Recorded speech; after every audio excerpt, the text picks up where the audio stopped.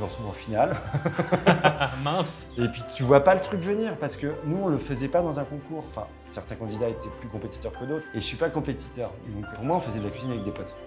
Parce qu'au final on buvait des coups le soir, on rentrait à l'hôtel, on avait tous un hôtel, on allait boire des bières.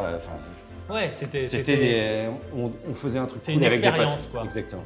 Et puis les cadreurs étaient super cool. En vrai c'était cool. Belle aventure, Ouais. humaine. Puis c'était pas en place, pareil. Il y a des fois on tournait jusqu'à 2h du matin.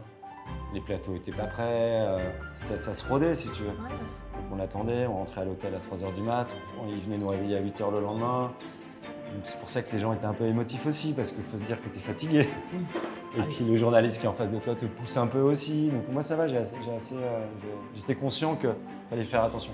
Donc voilà, puis je me retrouve à À la finale. la finale contre Pierre Auger qui est à Béziers. Et puis on fait un truc cool, il y avait quand même 200 personnes, on se retrouve je prends pas de risque sur le menu, je fais ce que je sais faire et puis au final je me retrouve chez William, je tire les couteaux et puis je gagne Top Chef. Donc je me rends pas compte si tu veux. Forcément, 21 ans, 100 000 € sur le compte.